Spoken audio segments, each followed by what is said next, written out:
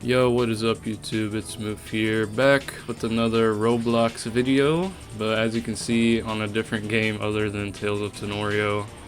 I'm sorry for the long break. I just got pretty uninterested, I guess, in Tales of Tenorio, but we are back kind of with a new twist with this brand new Roblox Dragon Ball Z game, which I actually really enjoy so far.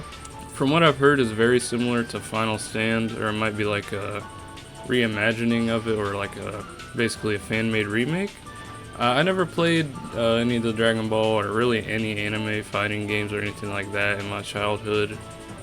I really just played like Jailbreak and Prison Life, but yeah, this is the new game. It is actually pretty fun. As I said, it is new, so there isn't a whole lot of content to make on it, but I'll be showing you guys really what it has to offer. So yeah, let's get straight into the video. So this is the official game here, Z Fighters Path to Power. Here's a little short description. So when you first boot up Z Fighters, you'll be asked to create a character similar to Final Stand. I think it has most of the races from Final Stand. I think maybe missing one or two. I know the Jiren race was in Final Stand. But of course, you know, Saiyan, of course, a staple in any Dragon Ball game, really. Namekian, I think one of the best races for sure. Namekian is arguably the best. Android and Saiyan are also pretty good as well. And then the Frost Demon, obviously the Friesen race, but as you can see, if you want to pause, all the races have buffs, debuffs, and special abilities, which is kind of a staple, again, in any Dragon Ball Z game. Android, which is really cool. I kind of wish I would have picked him, honestly. Yeah, they just have a really good ability, but also it's a new race because this game has very similar aspects to also the official game Xenoverse, but Xenoverse does not actually have an android race in it.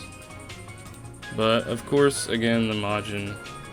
This is one I picked. It's alright, it's not the best, I can definitely say that, but it does have unique abilities. The transformations that I have so far are pretty cool. So after you join the open world lobbies, you'll be immediately spawned into Master Roshi's house, and he'll be the one to give you your first quest, I believe. But after doing that, if you just fly over here, there'll be a bunch of other quests you can accept as well, which will be the main way you can gain XP in this game.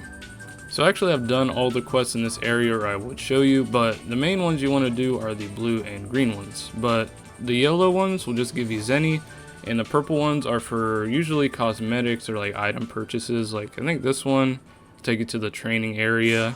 You can like test out moves basically. But yeah, the blue ones give the most XP typically, and the green ones give the second most XP.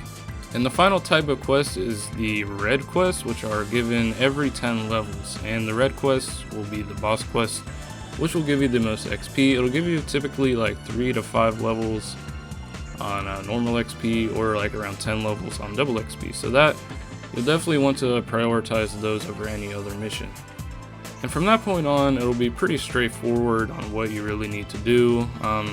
If you open up your missions tab, it will tell you where different quests can be located as well, if you can't find any. But basically, the farther you go north on the map, the more quests there will be.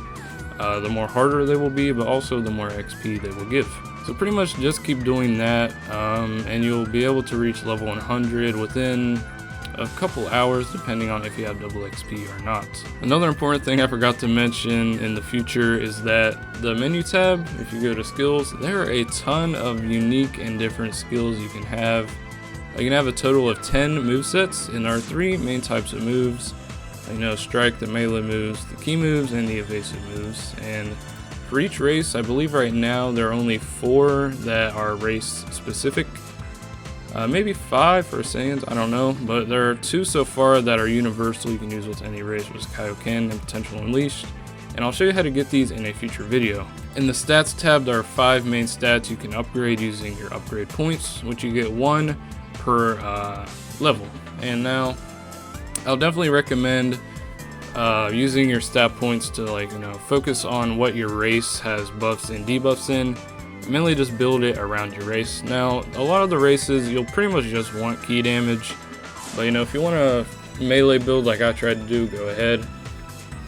but a lot of the people playing this game will want key damage as their most upgraded skill.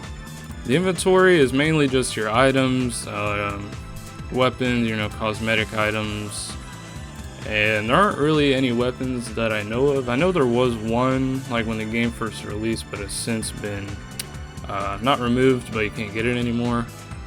And the final really important one is the store, and there are a ton of game passes right now. Some more important than others. Some are mainly just cosmetic, like the avatar, accessories, stuff like that. But if you want a good way to get the double XP, you'll mainly just be by using Robux. There are ways to get it for free with the battle pass. So just starting out, this is where your battle pass will be. I believe it has 20 different levels, 3 of which give you the double XP for free, and you get a new battle pass every 2 weeks, as it says right here, and they will give you some pretty decent items. After you've done all of the boss quests, the red ones, and you've reached level 100, you want to go to Central City and go to Capsule Corp, where Yamcha and I guess Miles Morales or whoever that dude is will be.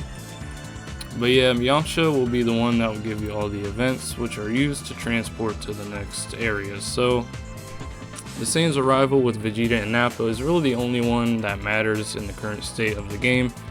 And if you beat it, when you beat it with at least 3 other people, you'll be transported to Planet Namek, or you'll have access to Planet Namek rather.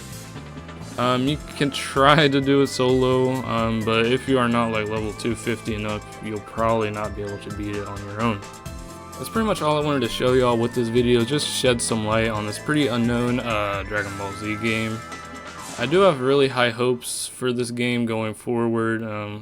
I had a blast playing with my friends, so if you're doing this alone, it'll be a very, very rough time to advance and get XP, so definitely have at least like 2 other people with you to play it with. This game has been super awesome to play. I do believe there was an update yesterday. Nothing too big, just quality of life changes, but I believe there is a pretty big update coming soon with maybe a new world or some new transformations. But yeah, I hope you guys enjoyed the video. I really recommend giving this game a try if you haven't already. And yeah, like and subscribe if you enjoyed, and I'll see you next time. Peace.